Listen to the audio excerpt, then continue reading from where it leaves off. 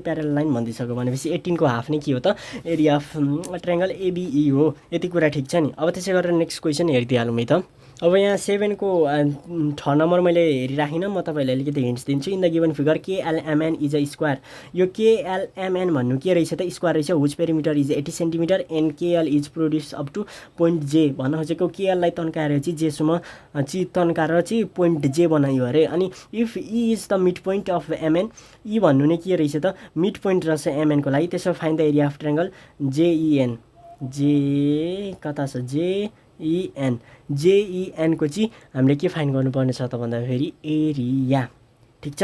अब यहाँनिर कस्तो कन्डिसन, यस्तो पनि एकदमै इम्पोर्टेन्ट क्वेसन छ है त। अब यदि यहाँनिर यो जेइएन भन्ने ट्रायंगल चाहिँ एम भनौँ न एमजेएन भएको थियो भने त यो ठ्याक्कै स्क्वायरको एरियाको हाफ हुन्थ्यो, किनकि थ्योरम एप्लाई गर्न मिल्थ्यो।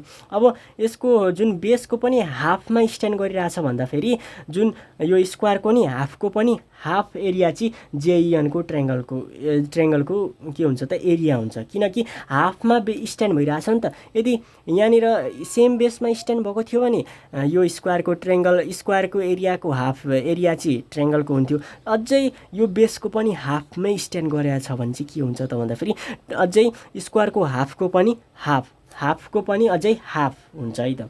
यो कुरा बुझ्नु पर्यो। जेइएनको लागि हाफको पनि हाफ, जुन स्क्वायरको हाफको पनि हाफको एरिया निकाल्नु पर्यो। जहाँनिर चाहिँ पेरिमिटर अफ स्क्वायर दिएको छ, पेरिमिटर अफ स्क्वायर निकाल्नको लागि के गर्नु पर्यो 4L is equals to 80 divided by 4 गर्दाखेरि एल आउँछ। एल निकालिसकेपछि एल स्क्वायर भनेको के हो त एरिया अफ स्क्वायर हो। एल स्क्वायर गर्दाखेरि एरिया आउँछ, एरियालाई 4 टाइम्स डिभाइड गर्दाखेरि यो जेइएनको आउँछ, किनकि भनौँ न किनकि एरिया अफ स्क्वायरको हाफको पनि अझै हाफ भन्नु नि के हो त 4 टाइम्स गर्नु होइन र हो। यसरी बुझ्नु पर्यो। अब त्यसै गरेर 8 को आई गर्दिनँ म, किनकि तपाईँहरू यो आफै गर्न सक्नुहुन्छ। यहाँ हेर्न सकिन्छ क्वेसन नम्बर फिगरहरू। म मात्र क्वेसन नम्बर 9 आई गरिदिन्छु, अरू गर्नै पर्दैन मैले। ठिक छ, 9 आई गरिदिन्छु, 9 आई आफै गर्ने। अब यहाँ हेरौँ है त। अब यहाँ हेर्न सकिन्छ फिगर हेर्दा 9 को आईको महाभारत छ, तर यहाँ कहानी केही पनि छैन। महाभारत भए पनि कहानी केही छैन। सो 9 को आईमा हेरौँ। In the given figure ABCD is a trapezium. ABCD भने कहाँ छ ABCD is a trapezium, you have to understand है त। So AEFD is a parallelogram. AEFD भन्ने चाहिँ के रहेछ त प्यारेललोग्राम रहेछ। If E is the mid point of भनौँ न if E is the mid point of AB, E भन्नु चाहिँ एबीको मिड पोइन्ट रे, यति कुरा छ। And the area of triangle ABC एबीसीको एरिया चाहिँ कति छ अरे 42 सेन्टिमिटर स्क्वायर छ अरे एबीसीको 42। Find the area of triangle ADF एडीएफको एरिया फाइन्ड गर्नुपर्ने रे।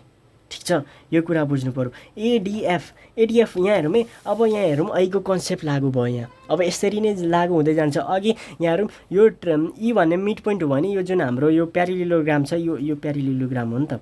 कुन प्यारेललोग्राम हो भन्दाखेरि हाम्रो एईएफडी भन्ने यो एईएफडी प्यारेललोग्राम छ। यो चाहिँ ठ्याक्कै ट्रायंगलको मिड पोइन्टमा छ।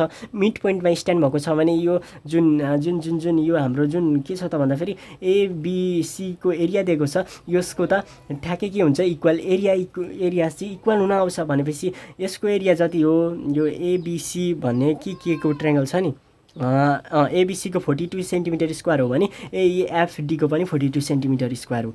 अब यदि त्यसो हो भने यहाँ हेरौँ है, त्यसो हो भने यहाँ हेरिदिउँ त, यसो अब्जर्भ गरौँ त। अब यतिको लागि मात्रै धेरै टाउको दिमाग घुमाइराख्नु पर्दैन।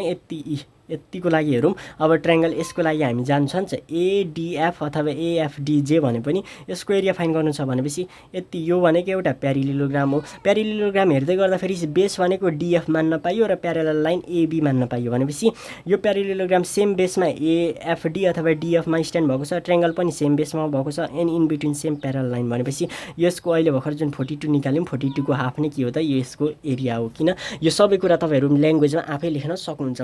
मलाई क्लियर छ नि त, मलाई थाहा छ। सो 9 को आई पनि सेम त्यसरी नै गर्ने हो। अब अझै सेम त्यसरी पनि भन्दा पनि अलि डिफरेन्ट वे होला। सो तपाईँहरू आफै ट्राई गर्नु होला। यदि आएन भने चाहिँ you can have a comment है त। So that's all for today's video.